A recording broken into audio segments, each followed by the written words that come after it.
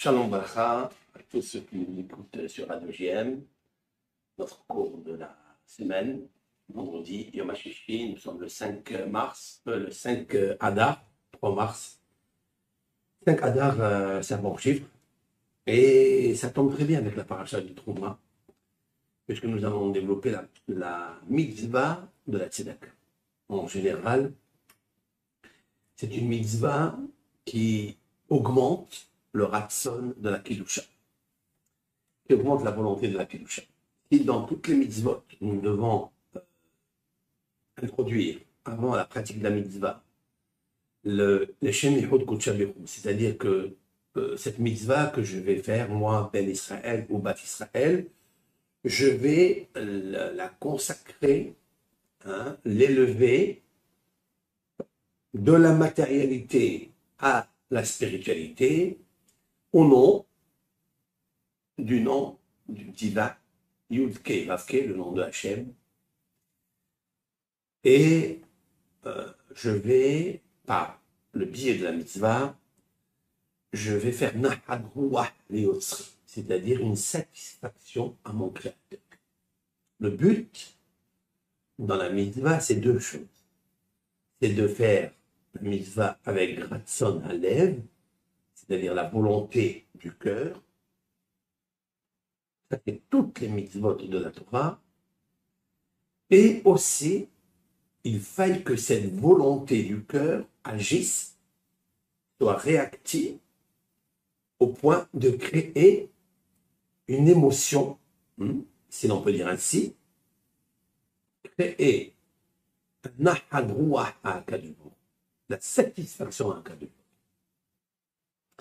Maintenant, la question peut se poser, quelle est la mitzvah qui provoque à Akadosh Baruch Hu le nahad ruach? C'est-à-dire, c'est comme un enfant qui veut faire plaisir à son père, comme un serviteur à l'égard de son roi, il veut lui faire nahad ruach, une satisfaction. Qu'est-ce qu'une personne dans la vie attend? Un père, une mère, qu'est-ce qu'attend un patron d'une société? Qu'est-ce qu'attend un roi? Nahad ruach. Nahad ruach, cela veut dire une satisfaction complète de la chose. Maintenant, bien sûr, il est très difficile de procurer à Akadosh Baruch Hu, par l'intermédiaire des mitzvot, autant qu'un être humain, une satisfaction de l'érolam, tout le temps, perpétuellement. C'est très difficile. Nous allons nous concentrer dans ce shiur, avec l'aide de Hachem, dans la péricope de Terouma. Terouma, c'est-à-dire prélèvement. Alors, il y a le prélèvement dans le sens qui est quand je prélève quelque chose qui appartient à Hachem et qui me l'a donné, parce que ça, c'est la première conviction qu'il faille avoir, c'est que tout appartient à Akadosh Baruch Hu. Et surtout, le matériel que toute personne aime est attaché parce que il est la nécessité vitale, l'urgence nécessaire de la vie, à savoir l'or, l'argent. Avec de l'or, on peut bâtir, on peut créer très beaux palaces, très beaux châteaux, une belle maison structurée, avec toutes les acoustiques qu'elle demande, chacun selon, bien sûr, les couleurs de son âme, de son esprit, de ce qu'il aime. Nous pouvons, avec l'argent, avec les moyens, le kesef est le moyen qui peut acheter le nefesh, qui peut acheter l'esprit. Le kesef peut aussi acheter des kissoufines. Kissoufines vient du mot aspiration. Kesef, les languiments. Le kesef peut créer en l'homme la nahad ruach, c'est-à-dire la satisfaction, parce qu'il va créer autour de lui du bien-être. Il aura un être, il sera un être bien par rapport à kesef. Kesef, c'est un terme qui n'est pas un terme de mammon, c'est-à-dire l'argent, ou comment on appelle ça, zouzi, c'est-à-dire aussi de la monnaie avec laquelle un homme doit vivre, doit dépenser, etc. Mais plus que ça, le mot kesef qui intervient dans la Torah eh bien, c'est le kissoufin, c'est-à-dire créer des languiments, créer des satisfactions. C'est là l'objet de mon cours aujourd'hui. Pour faire une satisfaction à mon créateur. Le but des mitzvot, c'est de faire Nahat Ruach. Cependant, la mitzvah qui crée le plus de Nahat Ruach à Kadosh Baruch Hu, c'est la mitzvah de la Tzedaka, qui dans la Torah s'appelle Teruma. Teruma, cela veut dire prélèvement, un prélèvement de ce que Dieu t'a donné, dans le Zahav et dans le Kesef. Nous allons voir que le peuple d'Israël va être recommandé de donner, d'apporter pour la construction du tabernacle, à savoir le plus grand Nahad Ruach, plus grande satisfaction que Akadosh Baruch Hu a eu pendant les 42 pérégrinations dans le désert, après que le peuple d'Israël est sorti d'Égypte, il fallait créer le Mishkan. Mishkan, d'où vient la résidence, d'où vient la Shekhinah, le voisinage de Akadosh Baruch Hu. Il fallait faire descendre par le commandement de construire un Mishkan, comme il est marqué dans cette section, Ve'asuli Mikdash, Ve'shachanti Betorah. Ils me feront un sanctuaire et je résiderai parmi eux. Le verset commence Ve'asu, ils feront, donc ils sont à deux, au moins à deux. Li, pour moi. Rashi dit Lishmi, en mon nom. Ça veut dire Akadosh Baruch Hu va descendre en eux. En eux, c'est-à-dire à ceux qui font le Mishkan. Il n'est pas dit qu'il descendra en lui, dans le Mishkan. Il descendra en eux. Ça, c'est un verset qui est écrit dans la paracha, et comme on l'a expliqué, notre maître, le célèbre Maharam Alsher, c'est-à-dire Rabbi Moshe Alsher, dans son livre lumineux intitulé Torah Moshe.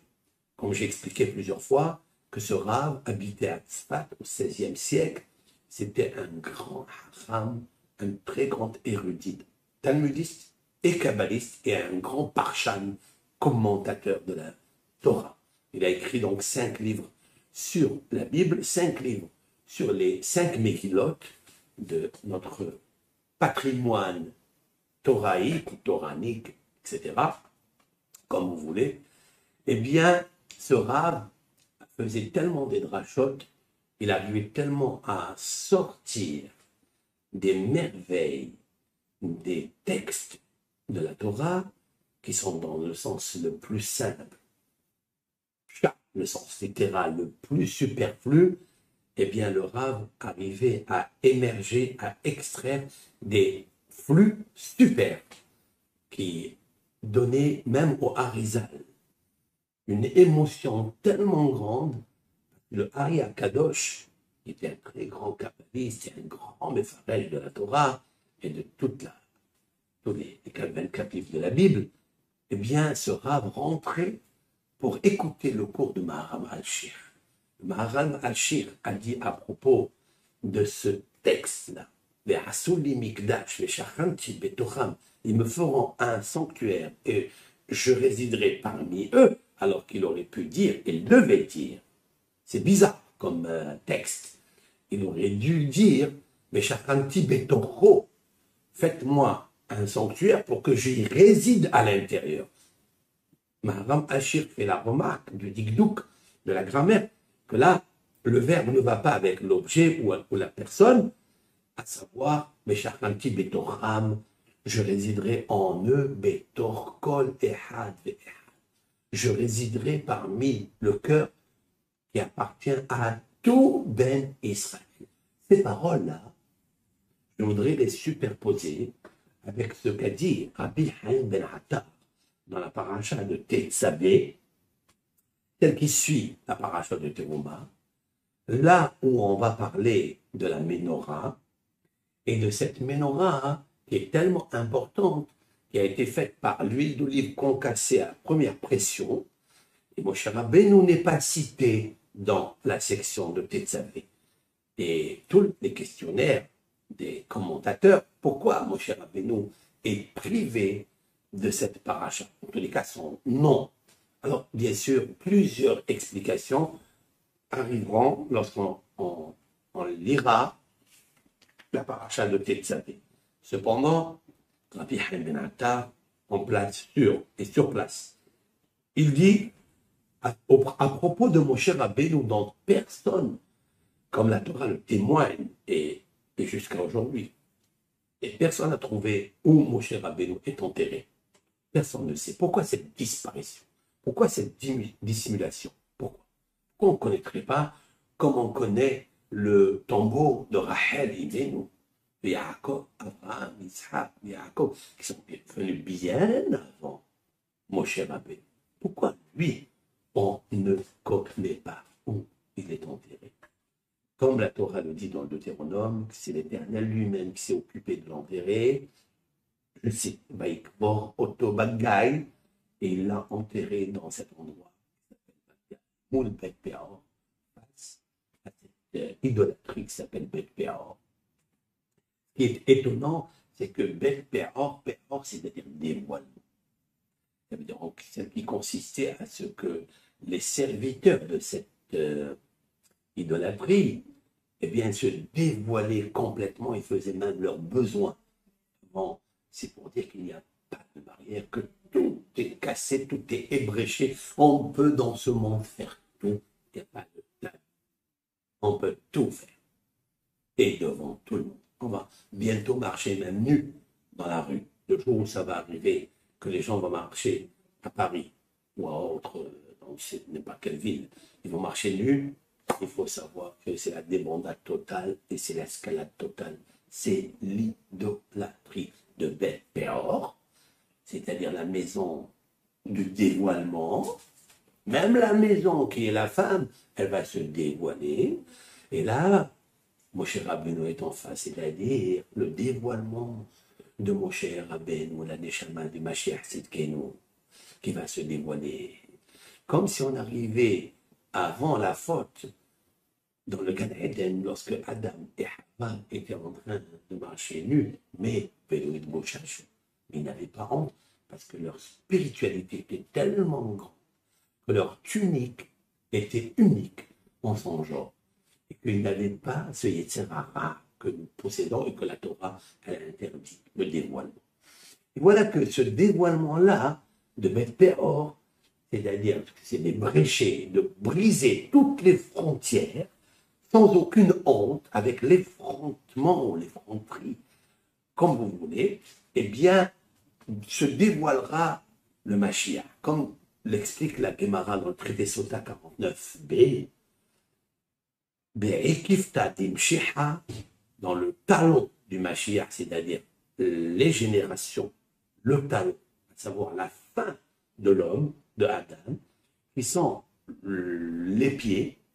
C'est là où se trouvent les talons, dont le signe zodiacal des pieds est égal à Dagim, c'est-à-dire le Mazal Dagim, qui se trouve être le prédominant dans le mois de Hadar que nous sommes, là où Moshe Rabbeinu est décédé, c'est-à-dire dans 2 jours, eh bien, se dévoilera le Mashiach. Mais comment? Chutzpah isge. Chutzpah, c'est l'audace. L'audace se dévoilera. L'audace sera à son comble. C'est ce qui se passe aujourd'hui, chers frères. C'est que l'audace est dans tous les sens. Et il n'y a plus de limite, il n'y a plus de cachette. Alors, Bet Peor, la maison de Peor. Peor, c'est Oref. Oref, c'est-à-dire la nuque raide. C'est cette nuque raide dans l'audace, dans la cruauté de briser l'humilité, l'essence même de l'homme, à savoir la pudeur, eh bien, se dévoilera Moshe Rabbeinu. C'est la raison pour laquelle la menorah que Moshe Rabbeinu devait fabriquer, c'était pour lui quelque chose de très difficile. Il n'avait pas compris jusqu'à ce que l'Éternel lui a montré comment on construit une menorah. Mais cependant, le nom de Moshe n'existe pas, explique Rabbi Haim Ben Attar. Parce que Moshe, on ne peut pas aller le visiter. Et on n'a pas besoin de l'aller le visiter et le pèleriner. Vous savez pourquoi? Parce qu'il est dans chaque ben Israël. Chaque ben Israël a un nitzutz de Moshe Rabbeinu. Je cite. Fin de citation de Rabbi Haim Ben Haddad. Nous sommes un nitzutz de Moshe Rabbeinu. Il faille le dévoiler et le cacher. Et pourquoi nous sommes un dévoilement de Moshe Rabbeinu? Parce que Moshe Rabbeinu est celui qui a fait le plus plaisir à Nahat Rouah. Il lui a fait Nahat Rouah. Pourquoi il a fait Nahat Rouah à Kadosh? Parce qu'il y a dans ce monde un mystère qui est caché, qui est secret et qui est dissimulé. C'est le monde du pauvre. Le monde du pauvre. Je ne peux pas parler seulement d'un pauvre qui a des problèmes de moyens, mais un pauvre dans la connaissance, dans le dard.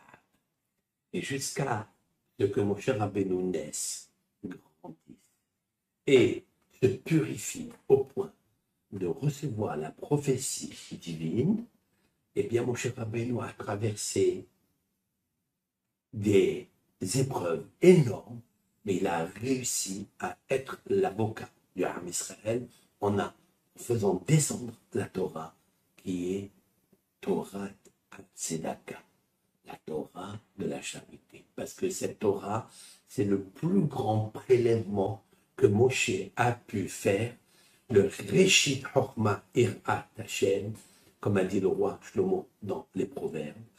La Reshit Chochma, Reshit, c'est aussi les prémices, le prélèvement de la sagesse, Irat Adonai, la crainte de Hashem. Comment mon cher Rabbeinu a pu prélever cette terouma de Hakadosh Baruch Hu? Eh bien, la paracha de la semaine précédente, en parachat Mishpatim, celle qui suit la paracha de Yitro, c'est-à-dire le don de la Torah, c'est là où la Torah, dans parachat Mishpatim, finit avec la phrase Vaïhi Moshe Bahar, Arba'im Yom Arba'im Lail. Et Moshe était dans la montagne, dans la colonne de nuée qui l'a couverte pendant 40 jours et 40 nuits pour recevoir la Torah. Et la juxtaposition immédiate de notre paracha, qui demande bien sûr à être explicitée, Vaidaber Adonai El Moshe Lemor, et Hachem a dit à Moshe en disant, il a dit où? C'est dans les 40 jours et 40 nuits qu'il a conversé avec lui, qu'il a causé avec l'Éternel, d'Aper El Béné Israël.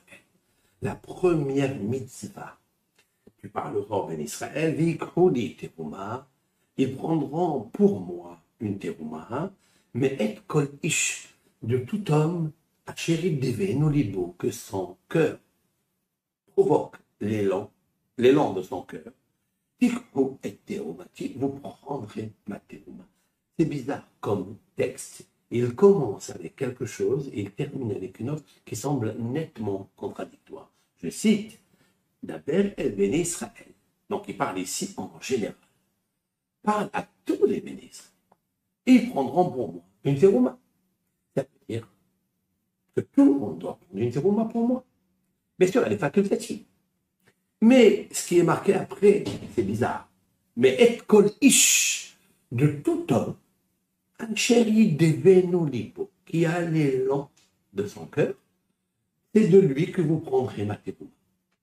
Le questionnement est déjà posé dans les commentaires. Je voudrais donner, avec l'aide de Hachem, mon explication, avec l'aide de Hachem, selon la couleur de ma neshama. Ici, elle veut parler, la Torah, de quelque chose de magnifique, de la mitzvah de la tzedaka.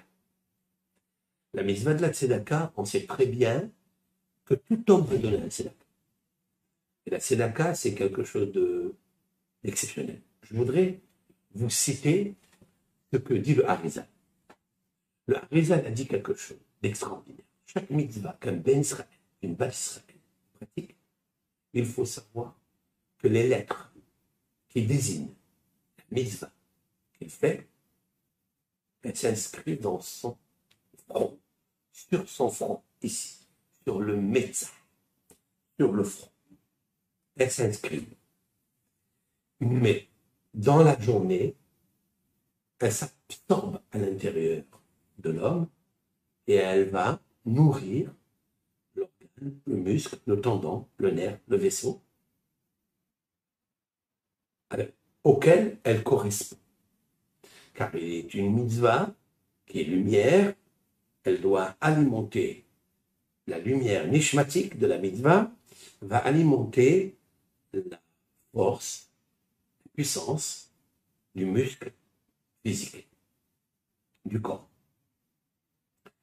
Lorsque une personne fait une mitzvah, comme par exemple les téphilines, d'accord, et bien cette mitzvah, elle va l'entourer toute la journée, elle sera gravée sur son front.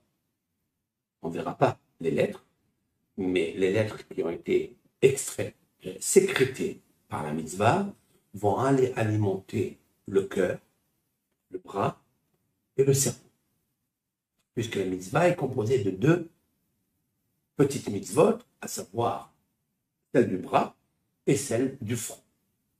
Donc elle va alimenter le bras, les pulsions du cœur, elle va les réguler, c'est pour ça qu'elle est en face du cœur, et le cerveau pourrait avoir à partir de maintenant une lumière qui équilibre toutes les connexions qu'elle en a besoin dans cette journée. Puis après, elle s'absorbe dans le muscle et elle disparaît.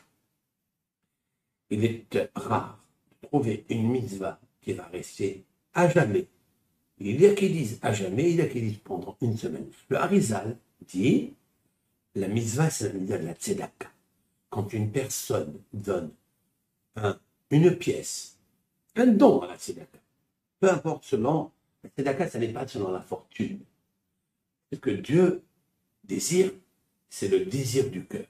Lorsqu'une personne fait la tzedaka avec le lèvre, avec l'élan du cœur, quand il le fait b'simha, quand il le fait avec joie, quand il le fait avec un ratson shalem. C'est le ratson shalem qui crée la kedusha, la sainteté, cette sainteté provoquée, sécrétée par la kedusha, elle ne quitte pas le front, elle reste sur le front à jamais. Et le Harizal va dévoiler un verset qui est écrit dans les psaumes de David. Ve'hon ve'osher bebeto shel adam ve'tzidkato omedet la.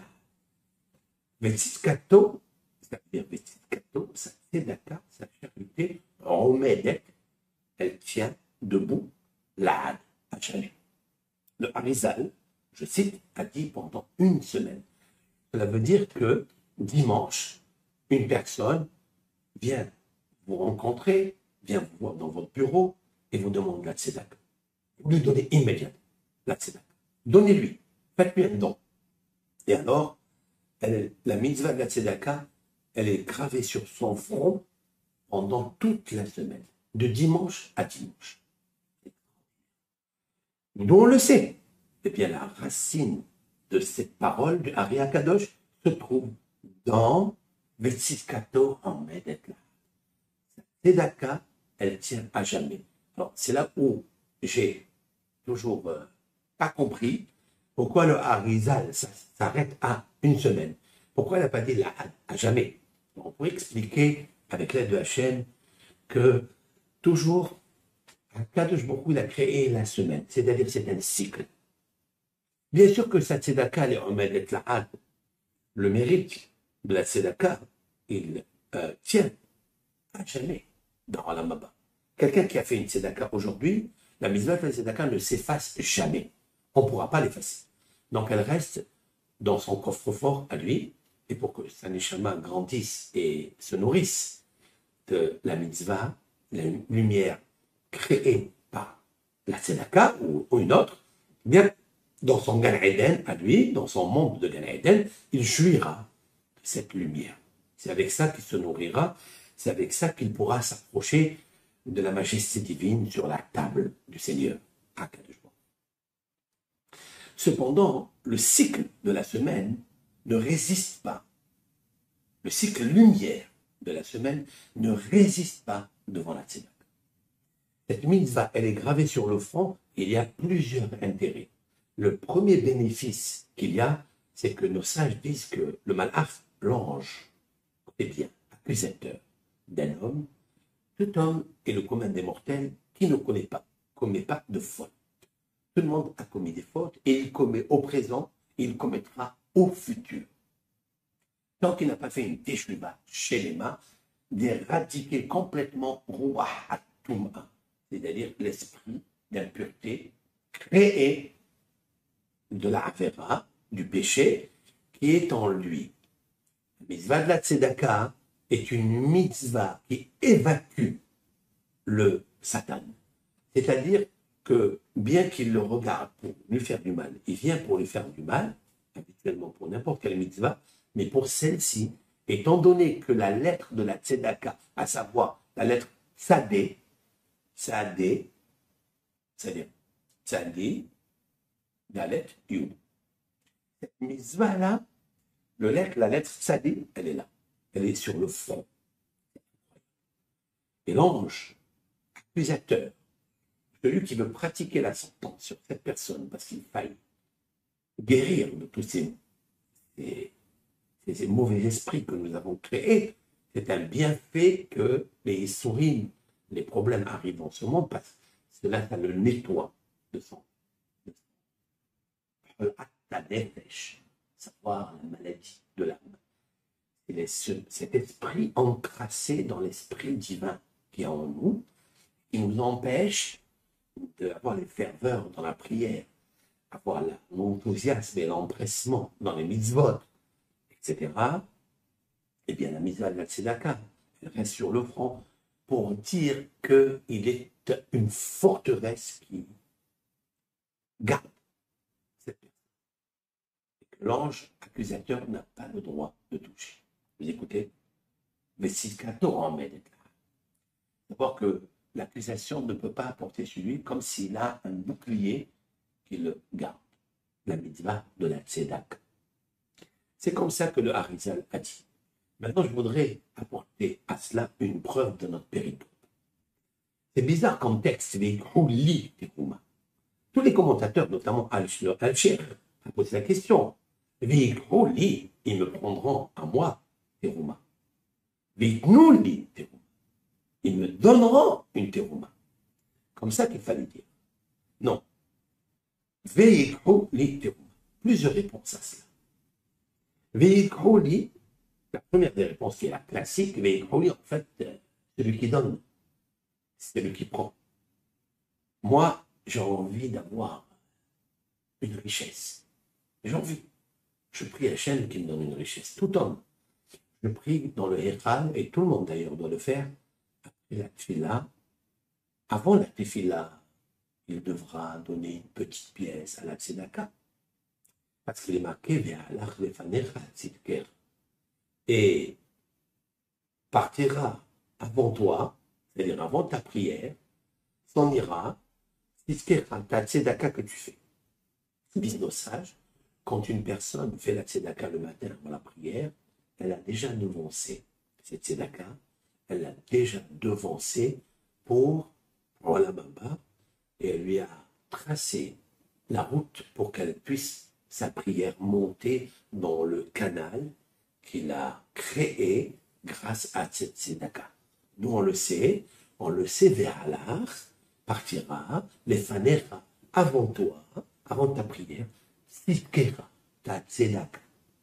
Autrement dit que pour frayer un chemin, pour notre prière, pour qu'elle monte dans un canal, et qu'il n'y ait pas un dérangement d'accusateur, des esprits maléfiques qui viennent l'empêcher de monter, il faille faire de la tzedaka. Ils n'ont trouvé que ça. Nos sages, ils ont compris que la tzedaka est celle qui amène la Géoula, celle qui amène le dévoilement du nom de Hachem. La Nahad Ruaha Kadosh Baruch, c'est la tzedaka.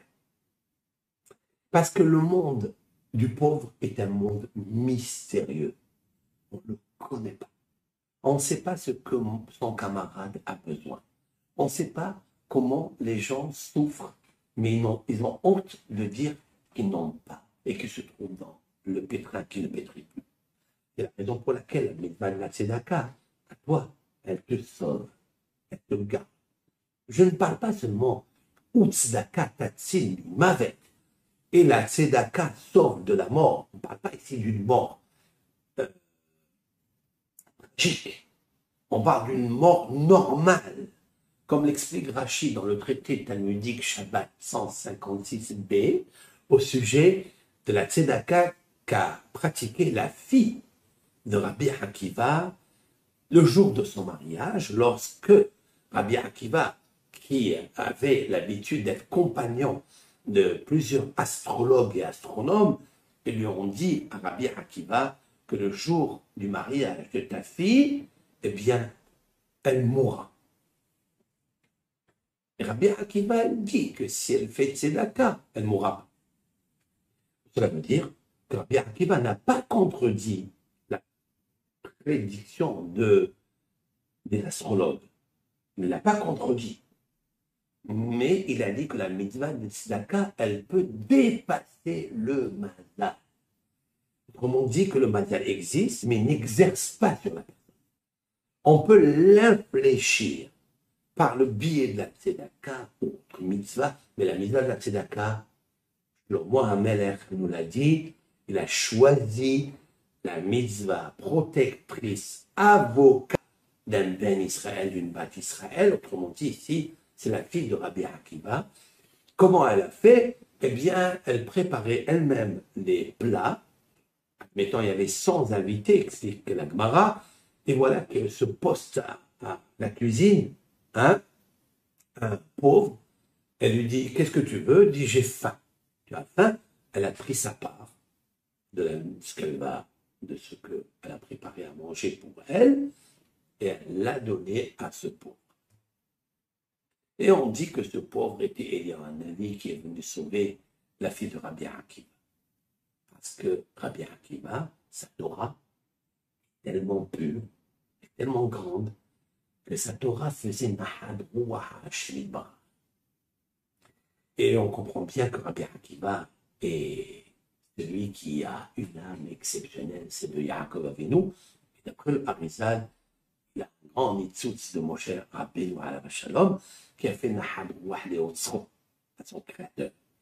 Et donc la fille de Rabbi Akiva donc, a été sauvée grâce à ce plat qu'elle a donné.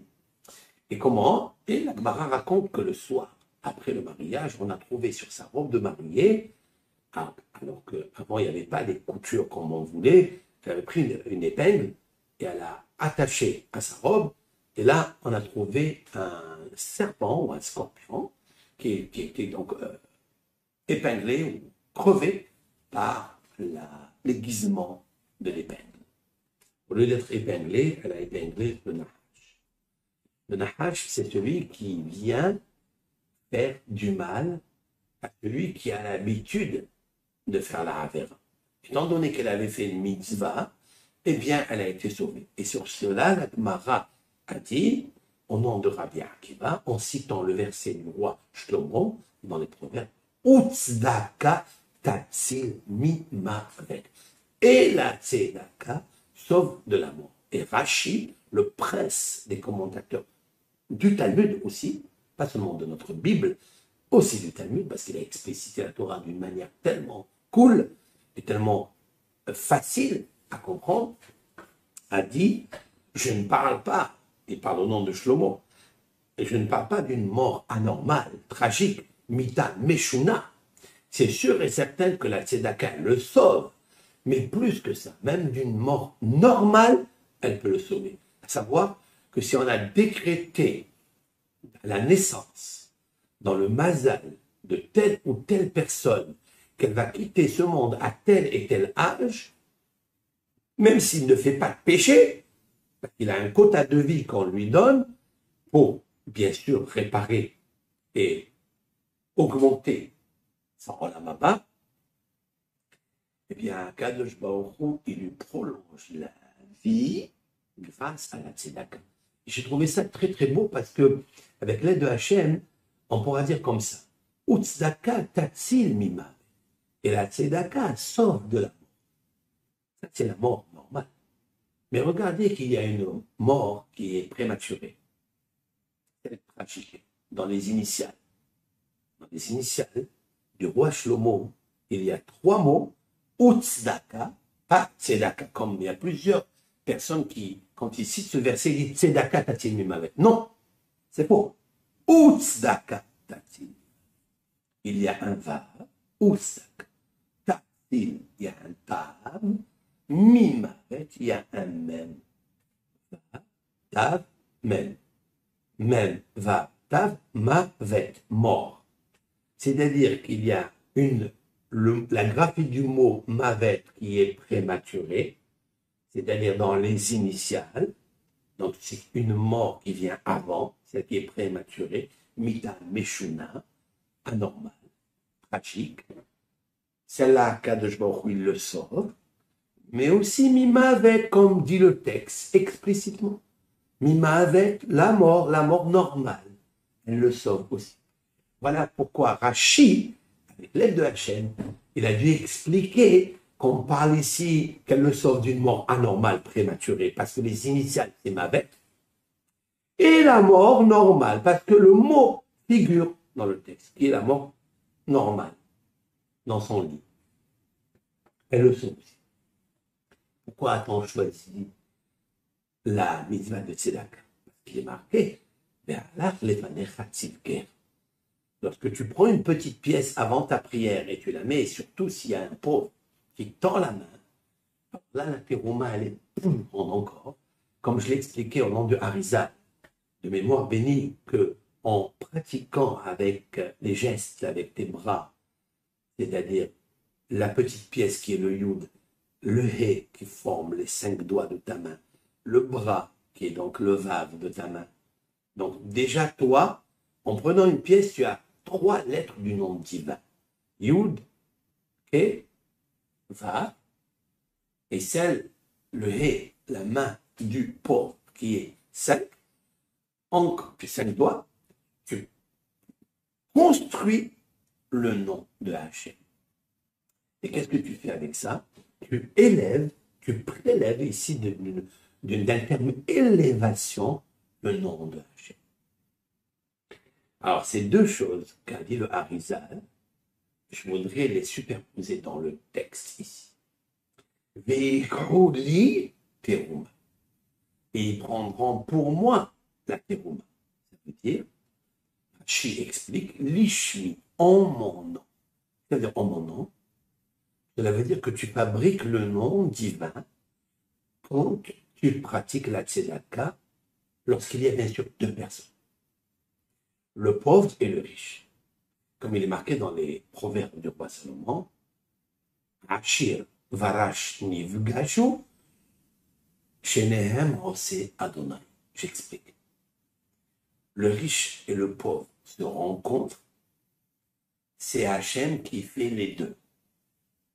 Parce que c'est bizarre comme terme, comme langage. C'est Hachem qui fait les 2. Ça veut dire qu'Hachem il fait les 2. En fait, quand un riche tient la main dans sa main, la pièce, Yud, et le vav de son bras, et le pauvre qui tend la main avec les 5 doigts, oh, c'est Shenehem Adonai. Les 2, entre les 2, sécrètent le nom de Adonai. Yud, Ke, Vav, Ke. Entre les 2. Il fallait qu'il y ait un Hachir, un riche, Varash. Rash, c'est un terme, un langage dans la Torah emploie, et bien sûr il a une signification pas seulement simple, mais profonde, parce qu'un jour on dit Ani, un jour on dit Dal, un jour on dit Rash.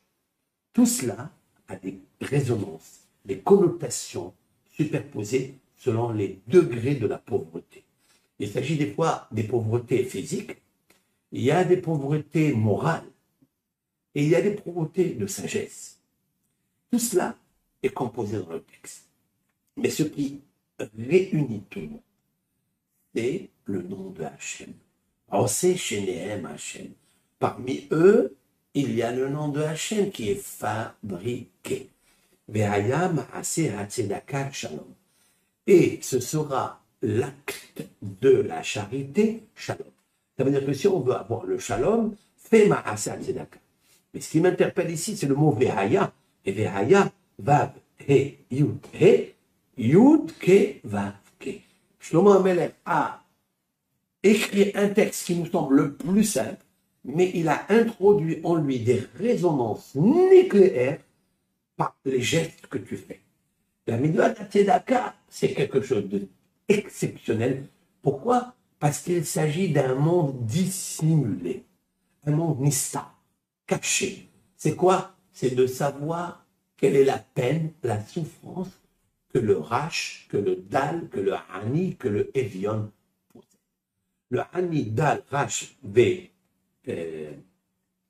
Evion, ce sont 4 sortes de pauvreté, et je suis sûr et persuadé que les 4 sortes de pauvreté indiquent les 4 niveaux de pauvreté et indiquent aussi la consécration que l'on peut faire grâce à la mitzvah de la tzedaka, parce que le nom de Dieu émerge par cette mitzvah, se construit. Ça veut dire que nous fabriquons toute la journée par la mitzvah de la tzedaka le nom divin. Et maintenant vous comprendrez pourquoi Rachid dit Ve'asu li, ils me feront, pardon, ils prendront pour moi. Li, ils prendront moi. Si je dois traduire le texte, li, ils prendront moi. C'est bizarre comme terme. Le langage de la Torah, bishvili, ils prendront pour moi. Et même Rashi, qui a dit lishmi, pour mon nom, il y a une question. Il fallait marquer lishmi. Il fallait prendre pour mon nom une terouma. Qu'est-ce que veut dire Veikoli? Il prend moi. Il prend moi. Ils prennent mon nom. Pas en mon nom. Mon nom, ils le prennent. Veikoli, et d'où je sais que li, c'est le nom de Hachem. Ben c'est très simple. Et c'est là où mon cours commence. Veikoli terouma. Parce que, en fait, quand on tombe dans la tzedaka, cette mitzvah exceptionnelle, dont je voudrais parler tout le mois de Hadar, jusqu'à Hachem, la veille de Pessah. Parce qu'il est une mitzvah dans cette période d'augmenter le chiffre d'affaires spirituel. C'est-à-dire, il faut que ce capital que nous avons se capitalise. Il ne peut l'être que grâce à la mitzvah de la tzedaka. Grâce à la mitzvah de la tzedaka. C'est pourquoi, Mishenirnas Hadar Marbim Besimha, lorsque Hadar rentre, eh bien, il nous faut augmenter, Marbim Besimha, il nous faut augmenter les mitzvot qui créent la simha. La mitzvah qui crée la simha et le shalom, c'est la mitzvah de la tzedaka. C'est pourquoi, quand on fait le tzedaka, on prend Dieu lui-même avec nous. Mais il vous me prenez à moi. Comment on prend chez les barars terouma? Lorsque tu fais un prélèvement. Alors, le prélèvement que tu fais de ta poche avec tes 5 doigts, tu vas dans la poche, dans ta bourse, tu tires une petite pièce que tu donnes à la tzedaka. Et cette tzedaka, il ne faut pas la laisser dans ta chambre, dans ta maison, jusqu'à ce qu'elle vieillisse, ou jusqu'à ce qu'on te la prenne, parce qu'il y a beaucoup de fois, on prépare la tzedaka, et cette tzedaka, on la laisse, on l'abandonne. Alors, c'est ça, la difficulté qu'il y a dans la mise de la tzedaka. De toute façon, j'ai mis une petite pièce, elle est insignifiante. Hein? Donc, je la laisse, on verra, quand ça se ramasse. Mais ce n'est pas ça l'objet. L'objet est de prendre la tzedaka et d'aller la donner à... Mais c'est tellement contradictoire dans la mise de la tzedaka. Elle est tellement grande et elle est tellement aussi légère à nos yeux. Parce qu'on dit, bon, c'est rien. Et c'est difficile aussi à mentionner un don qui va sauver un organe, qui va sauver un âme, ou qui va sauver un juif de prison, en captivité. Ça, les geôliers demandent des sommes astronomiques. Et c'est là où la mitzvah, elle grandit. En fait, la mitzvah, c'est créer la volonté de Hachem, la nahad ruach de Hachem. Et la nahad ruach de Hachem se crée par beaucoup de choses. Par les forces, surtout. Et le cœur, surtout. C'est la raison pour laquelle le mot li se trouve à côté du nom de Hachem. Où je le sais. Je le sais parce que le verset dit li akesef veli azav neum Adonai. moi appartient l'or et à moi appartient l'argent, a dit Dieu. Dieu. Bon, Dieu, il a dit, ok, qu'est-ce que je fais moi avec ça? Habituellement, on explique le Maharam de Lovlin, Maharam Shapira de Lovlin. Qu'est-ce que ce texte vient nous dire? À moi appartient l'argent, à moi appartient Hachem. L'or, dit Dieu. Mais à Hachem, demande le Maharam Shapira, tout lui appartient. Pas que l'argent, la vie. Un homme, il dépense la vie pour l'argent et l'or. Et un jour, il devra quitter l'or et l'argent pour la vie. C'est vrai? Alors, il n'y a pas que l'argent et l'or. Quand je parle de l'argent, je n'aime pas parler de l'argent par rapport à l'envie de l'argent. Le cumul de l'argent. Je parle de kesef. J'aurais bien aimé parler en hébreu avec vous. Parce que kesef a une autre résonance, une autre dimension. Kesef, c'est kissoufim. Kissoufim, c'est-à-dire aspiration. Pourquoi on l'appelle kesef? Parce que à Adam Nirsaf, les kesef bassof. Un homme, il aspire au kesef bassof, c'est-à-dire sans limite. C'est l'aspiration. Un homme, comme le sage, on dit par ailleurs dans les maximes, Ohev kesef, loïsba kesef. Un homme qui aime l'argent, il ne se rassasie jamais de l'argent. Et nos sages de dire sur cela, Ohev mitzvot, loïsba mitzvot. Et un homme, il aime les mitzvot, il ne se rassasie jamais des mitzvot. Il a envie de faire toujours. Parce qu'une mitzvah, elle entraîne une autre. Une tzedaka, elle entraîne une autre. Mais qu'est-ce que le texte vient nous dire ici? À moi appartient l'or, à moi appartient l'argent. Tout appartient à Kadosh Baruch Hu. Melo kola aretz kevodo, l'Adonai haaretz umloa. Combien de textes dans la Bible, dans les psaumes, que à Hachem appartient à tout, pas seulement la terre entière, le globe, tout ce qu'elle contient. Pourquoi il nous parle du Zahab et du Kesef? Alors, explique le Maharam de Lublin, Shapira de Lublin, celui qui a constitué le Dafayomi, celui qui a instauré dans le peuple d'Israël la lecture de la page recto-vexo d'une Gemara, et de faire tous les 36 traités talmudiques, termine chaque 7 années, car qu'il les termine tous les ans, en lisant 7 pages recto-verso de la Gemara, tous les jours. Ils finissent tous les ans. On commence la veille de Pessah et on termine la veille de Pessah. Eh bien, il y a beaucoup d'Egdolim, des grands maîtres de la Torah. Eh bien, ce Rav-là a beaucoup de mérite, énormément de mérite. Il a fait une grande tzedaka avec le peuple d'Israël. Et ce même Rav-là a dit ce pirouche, ce commentaire que je vais vous dire. Eh bien, il a dit, oui, bien sûr, l'argent et l'or, c'est la vie de l'homme. L'homme, il aime. Mais pourquoi il aime ça? Ben, il aime pour lui. Il aime pour se frictionner. Il aime pour se faire du plaisir. Il aime pour son corps. Voilà tout. Bien, Kadosh Baruch Hu, il a dit, c'est pas pour ton corps que je te donne l'argent. Lis. Mais lis. Le kesef que je t'ai donné, c'est pas que je veux te dire qu'il m'appartient. Ta vie entière m'appartient. Mais ce que tu dois faire avec ton argent et ton or, tu dois me faire appartenir à toi. C'est-à-dire que tu dois me prendre et me faire rentrer avec toi. Li ha-kesef veli ha-zahab amar. Mais tout cela, c'est très très bien. Comme on n'a pas beaucoup de temps, je voudrais raconter une petite histoire magnifique. Et avant de raconter cette histoire, je voudrais terminer mon exposé. Veikuli. Et comme ça, j'explique le texte. Veikuli, prenez-moi.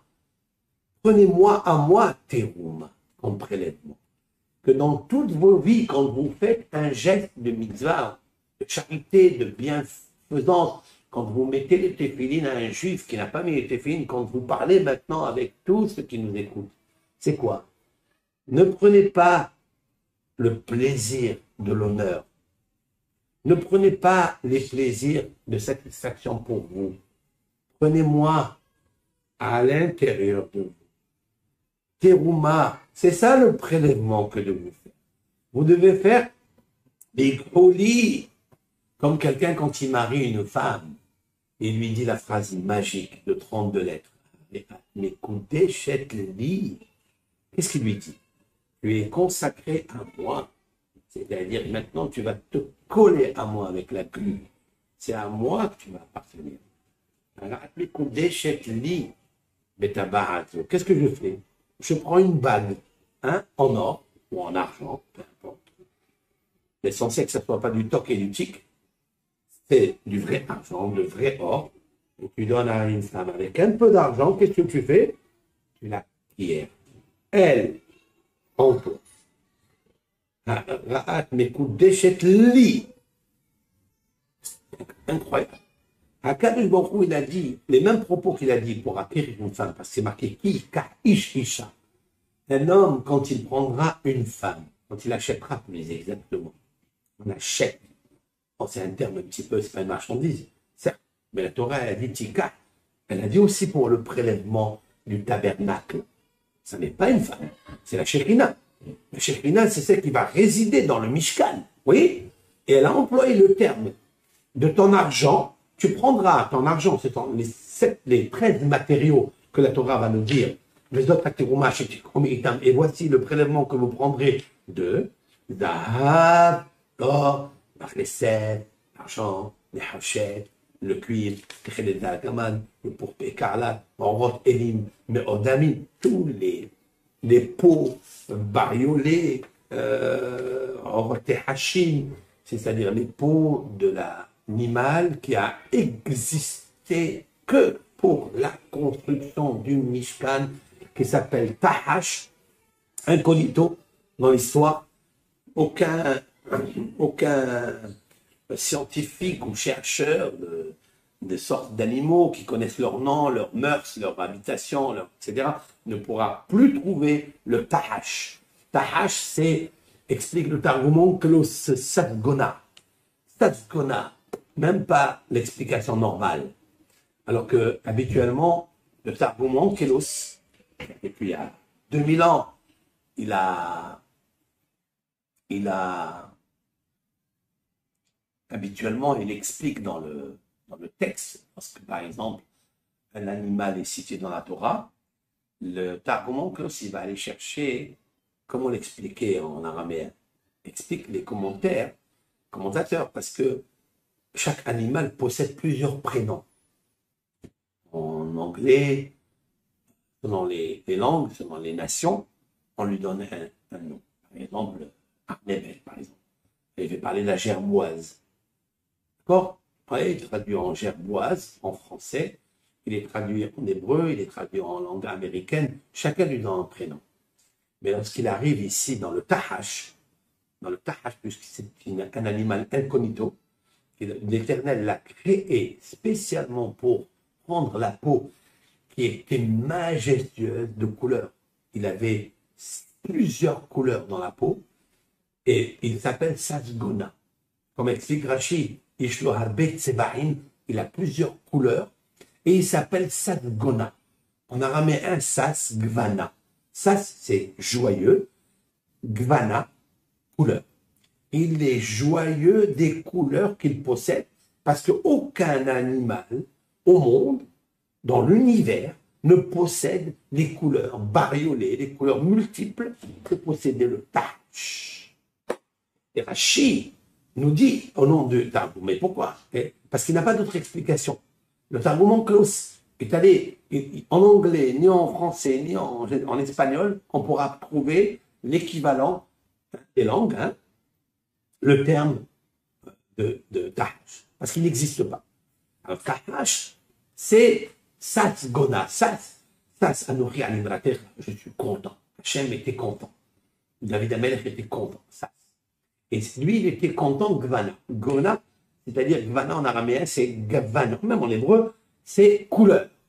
Donc il y a des couleurs. Et Rabotai, c'est très bizarre que la Torah ait éplé et dicté le Sasgona après l'or, l'argent, le cuivre. Parce que, en fait, ce sont des couleurs. Parce que la couleur de l'or est or, couleur lumière. Après le Kesef, c'est une couleur blanchâtre, blanche. Après le Nehochet, c'est couleur un petit peu roux. Ben, tout ça, c'est les couleurs. On dirait qu'on parle ici de l'arc-en-ciel. Et en fait, ce sont les 7 couleurs qui sont subdivisées dans les 13 matériaux que Akadosh Baruch Hu, il a dit. Et le Zohar demande pourquoi tout cela.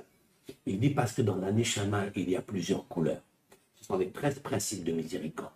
Nous avons tous les principes de miséricorde. Et le premier principe de miséricorde, El Rahum, l'Éternel est le Dieu de la compassion et de la pitié, de la clémence. C'est de là que je me sers.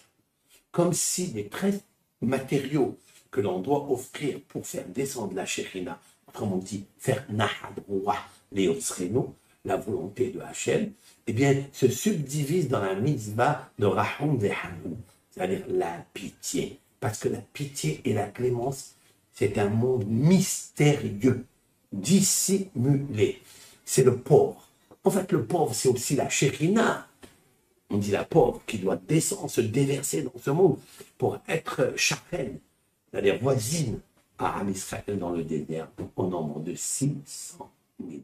Et pour cela, il faille activer la résonance nucléaire par les billets des 13 matériaux qui ont plusieurs couleurs, parce que la Shekhinah s'appelle Tahash.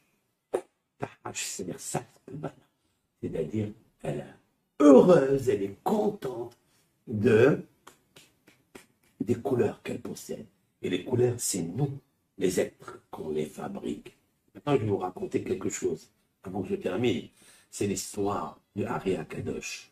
C'est bien de dire que celui qui fait mitzvah de Tzedaka, elle est gravée ici, pendant une semaine, certes. Celui qui fait la mitzvah de Tzedaka, eh bien, il a créé le nom de Dieu. Et tout ça, c'est écrit. C'est superposé dans le texte. Li teruma. Quand quelqu'un il fait une teruma, li, elle est là. La mitzvah de Tzedaka, elle est gravée. Pourquoi? Parce que la lettre tzadé, qui est la racine du mot tzedaka en hébreu, c'est tzadé, dalet, yud. Tzadé, pas tzadik. Nous, on dit tzadik, c'est pas tzadik. Le tzadik, c'est le qui fait la tzedaka, certes. C'est le tzedek, certes. Mais tzadé, c'est la lettre, comment on la lit. Voilà que la valeur numérique avec l'aide de H. Tzadé, c'est 90. Dalet, c'est 4. Yud, c'est 10. 10, 4, 90, ça fait 104. Quoi correspond ce chiffre de 104? Eh bien, il correspond à 4 fois le chiffre 26. Autrement dit, que quelqu'un qui fait la mitzvah de Tzedaka, il y a 4 noms de Dieu qui s'inscrivent sur le médecin. Il peut être sauvé de toutes les maladies. Et on le sait avec plusieurs anecdotes. Il peut apporter la Géoula. Ils peuvent se faire pardonner toutes ces fautes. Ils peuvent s'enrichir. C'est la raison pour laquelle la Tzedaka se trouve dans le front. Et le front est gravé par la lettre Tzadé. Comment le front en hébreu, ça s'appelle Metzah. Metzah. Metzah, c'est-à-dire mitzvah. Mitzvah tzah, ça veut dire clair. Mitzvah tzah, c'est nitzchiyut, elle est éternelle. Vetzidkato omedet lahad, elle est à jamais gravée dans son corps. Rabotai, je ne sais pas si c'est l'Éternel qui m'a maintenant posé sur ma tête, sur le front, lahad. C'est quoi lahad? Lahad, jamais. Très bien. Non, je ne comprends pas. Mais lahad, c'est la valeur numérique combien? Mais lamed, c'est 30. Aïn, c'est 70. Dalet, c'est 4. Ça fait 104. Et 104, c'est ça. Bémet Akamour, c'est en live comme ça, c'est sorti. Kadosh Baruch Hu m'a inspiré maintenant, il m'est témoin que je n'ai pas pensé une seconde à ça.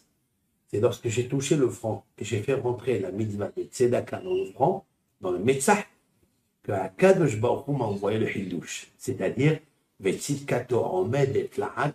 Eh bien, Lahad, valeur numérique 104, 4 fois le nom 26 est gravé sur ton front.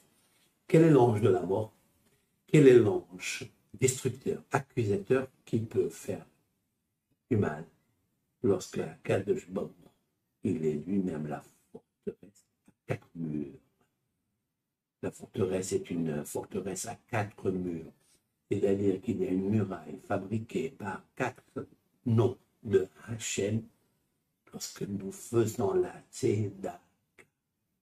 La Tzedaka, c'est elle qui nous sauvera et qui sauvera l'Éternel, la Shekhinah de la Galoute. Je vais vous raconter une petite histoire à condition de cela. Lorsqu'on le fait, mais kol ish asher yedeh benounim. Tout, c'est bien, mais à quel niveau cherche les choses.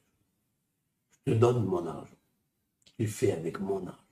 Tu crées mon nom comme tu veux. Je te laisse. Tu as le libre arbitre. Tu peux créer le nom de Dieu 4 fois. Tu peux le graver sur ton front toute la semaine pour te sauver des accusations, te sauver de tout ce que tu veux, que tu désires. Fais-le. Mais une condition, je me demande. Mais Kolish, fais-moi ça avec Nahad. Ce que je te demande, mon fils, donne-moi ton cœur. Fais-le-moi avec ton cœur. Fais-le-moi avec une bonne volonté, Irahava, avec une volonté nécessaire pour provoquer l'émergence de Nahadrouah. C'est là-bas où je veux descendre. Et ici, dans ton cœur, le Harizal a raconté dans sa vie, il a raconté à ses élèves à propos d'une personne pauvre qui est rentrée écouter un cours du Maharam al-Shir. Encore une fois, Maharam al-Shir. Rabbi Moshe al-Shir.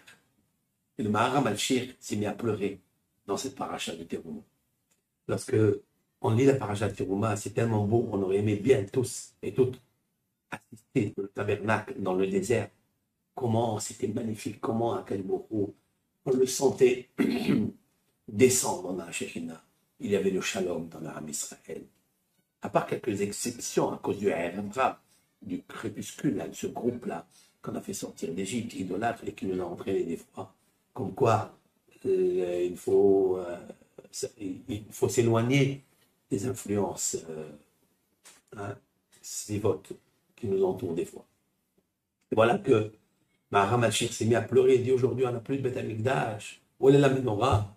Où est le haron? Où est la table où étaient posés les pains de préposition? Il n'y a plus de proposition. Alors nous sommes disposés à quoi? Une verser des larmes, faire des larmes. Il n'y a plus les pains. Et le Maharam al-Shir a expliqué qu'à l'époque du Beth Amikdash, on pratiquait la fabrication des pains, 12 pains. Et ces pains-là, on les posait sur la table, le shulhan, qui était en face de la menorah. Ces pains, ils gardaient le visage net, frais, comme chaud, dit le Gemara, depuis le début de la semaine jusqu'à la fin de la semaine. Et il pleurait. Aujourd'hui, il n'y a plus. Hakadosh Baruch Hu, il avait un nahat de ces pains extraordinaires. Bien sûr, il y a tout un système kabbalistique à développer ici. Et qu'est-ce que fait le pauvre qui écoute ça? Il dit, quoi, il n'a plus de pain. Ça veut dire qu'il ne mange plus, quoi. Tamim, c'était un Kafri, c'était un villageois. Vous savez un petit peu. Tamim était naïf. Il rentre chez lui à la maison et il dit, écoute, il parle à sa femme, il dit, voilà ce que le rabbi a dit. Dites-moi, on va se mettre ensemble, on va préparer des pains et on va lui donner à que nous va manger. Des trucs. Oui. Alors elle aussi, elle était mima. Elle dit, d'accord. Et elle prépare 12 pains. Et il prend ces 12 pains, il va à la synagogue, là, il prie, il ouvre le Echal et il pose les pains là-bas, il lui dit, ah, cadeau, tiens, tu vas manger, voilà, je t'ai apporté le pain, quand on entend du Beth Amikdash, eh bien, il parle avec Akadosh, il lui dit, voilà, mange, Akadosh. Très bien, toutes les semaines, il fait les choses pareilles. Donc, il est heureux, il est content que c'est lui qui a cette mission de donner à manger à Akadosh. Et voilà que quand il arrive, le vendredi d'après, il ne voit plus les pains, il ouvre le Echal, il ne voit plus les pains. Il dit, Baruch Hashem, Akadosh à manger. C'est le roi d'Elohim. En fait, qu'est-ce qui se passe? C'est que le shamash, quand il arrive pour nettoyer la synagogue pour le Shabbat, bien, il prépare, il enlève la poussière, il regarde le Sefer Torah, il brosse un petit peu la nappe qui est autour du Sefer Torah, et il voit qu'il y a des pains. Et lui, ce shamash, il n'a pas beaucoup, il a une famille nombreuse, il n'a pas beaucoup à manger. Il dit, tiens, il m'a envoyé 12 pains pour Shabbat. Et il prend ces 12 pains et il réjouit ses 12 enfants qu'il a chez lui à la maison. Et donc, d'un côté, le pauvre, Il avait une grande simha. Le shamash qui était pauvre, famille nombreuse, il avait une grande simha. Imaginez la joie qu'Akadosh Baruch Hu il avait. Vous savez qu'il mangeait avec ça. Et autrement dit, c'est Akadosh Baruch Hu il a naha. C'est deux choses. Un jour, le rab de la synagogue était en train d'étudier Shnai Mikra Targum, que l'on pratique tous les vendredis, et il voit ce shamash rentrer avec les pains. Il va, il écoute, il dit Hakadosh Baruch Hu, voilà, je t'ai amené les pains, comme d'habitude, et voilà, je ne les trouve plus, Baruch Hashem, tu manges, etc. Il était, Balev chez l'eau, il donnait à Hashem Itbarach. Très bien. Et voilà que le Rav lui dit viens ici, qu'est-ce que tu fais? Et il lui explique, il lui dit j'ai entendu que tu disais donne à Hakadosh Baruch Hu à manger, Hakadosh Baruch Hu, il mange. Je t'explique, quel naïf que tu es. Et le Rav de le bouleverser, de le secouer, on lui dit mais il n'y a pas d'Hakadosh Baruch Hu, il n'y a pas de, il ne mange pas. Très bien. Et je vais te montrer la preuve. Il attend 1 heure, et voilà le shamash, il arrive. Et le Rav de demander au shamash devant le pauvre, il lui dit dis-moi, Moshe, explique-moi, tu achètes les halot Shabbat, qui est-ce qui prépare pour toi les halot? Et il a dit, le shamash au Rav, Hakadosh Baruch Hu, il m'envoie du pain, 12 pains d'en haut. Il lui dit, où tu les trouves? Il lui dit, je trouve là chaque semaine, je trouve des pains chauds qui viennent de sortir, parce que chaque fois, la première fois que je suis rentré dans la synagogue, j'ai senti qu'il y avait des pains avec une odeur exceptionnelle. J'ai ouvert le Echad et dit, tiens, qu'est-ce qui m'envoie ces pains? C'est Hachem. Voilà. Alors, il se tourne vers le pauvre, le Rav, il dit, c'est bon, qui est-ce qui mange ton pain? Et Mskin, le pauvre, déçu, il va chez lui à la maison, il raconte à ça. Ils se mettent à pleurer les deux. C'était juste une vue d'esprit. Qu'est-ce que fait Voilà, fin de citation. Le Ari Akadosh, qui était un prophète, un navi, Hachem, il convoque le Rav et lui dit, viens ici, nous voir. Qu'est-ce que tu as fait à ce pauvre? Tu peux me raconter ce que tu as fait à ce pauvre? Et il lui raconte, il lui dit, Rav, voilà, c'est un imbécile, il ne comprend pas. Voici, il lui a dit, Arizal. Tu as fait une chose grave, très grave. Qu'est-ce que j'ai fait? Je lui ai dit la vérité. Et le Arizal lui a dit, tu fais quelque chose de grave. Parce que depuis que le monde a été créé, et depuis que le Beth Amikdash a été détruit, il n'y a pas eu une satisfaction à Hachem comme celle du pauvre, préparé avec son cœur, préparé à la cœur de joie. Il ne suffit pas d'avoir de l'argent et de donner des milliards, c'est pas ça. Il ne suffit pas d'avoir 10 shekels et donner un shekel, c'est extraordinaire selon l'effort que vous faites. Ce pauvre, il a fait un effort exceptionnel. Ce pauvre Vikhouli Terouma, il a pris Hachem Barach avec lui grâce à ces 12 pains qu'il mettait là-bas. Il a rendu sa mère, le ciel, et Pamalia Shelmala, toute la famille céleste, il l'a rendu grâce à toi. Et toi, tu es venu, tu lui as enlevé cette simha. Et tu as enlevé la simha du shamash qui ne savait pas, qui a cru que c'est comme ça. Tu leur as enlevé la naïveté, cette perfection. Alors sache que demain, tu ne vas pas te réveiller. Fin de citation, je vous dis, ce que le Harizal dit. Tu ne pourras pas vivre. Et comme ça, ce monsieur a fait Teshuvah la veille, et le lendemain, il s'est pas réveillé. Qu'est-ce que c'est? C'est bien les croix de terreau. La mitzvah tzedaka, mais c'est bien aussi. Il faille que ton cœur soit l'élan. Même une fois dans ta vie. Une fois. J'ai envie de réussir moi.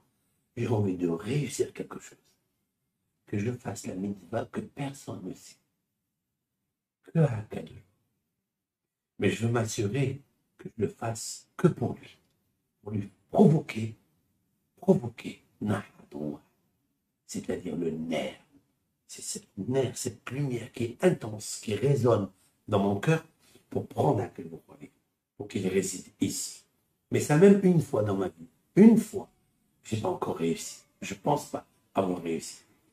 Et ça, Hachem, je veux faire ça. Je veux faire moi à Kadosh. Et quand on arrive à ça, la lumière Neshama sort et émerge. Si on ne l'a pas encore, c'est que on n'a pas fait les choses comme il fallait les faire. Et il y aura son, il bara, qu'on fasse la tzedaka, pas pour te faire seulement plaisir, pour t'amener ici, dans notre cœur, comme ça, les sous les Migdash, comme ça, tout le Ham Israël fera un sanctuaire, bientôt, à la venue de Mashiach, et je ferai un petit bétocha, que je résiderai parmi vous, et bien sûr, dans votre cœur. Je terminerai avec une phrase que Shlomo Amelech dans les Proverbes a dit. Shlomo Amelech a dit au nom de Dieu, il dit à chaque Ben Israël, à chaque Bat Israël, Tena beni libera li. Donne-moi mon fils, ton cœur, li, pour moi. Donne-moi ton cœur. C'est pas ton argent que je veux seulement. Parce que ça, c'est pas ton argent. Donne-moi ton cœur, ça. Les pulsions de ton cœur. Sainteté, pour augmenter le ratson de la Kedusha, la sainteté et la volonté pour créer le Mishkan dans ton cœur. Ne serait-ce qu'avec une seule petite mitzvah qui s'appelle la tzedaka, qui a des ramifications bénéfiques énormes, comme on expliquera tout le long de ce mois avec le Hachem. Koltou, Shabbat Shalom.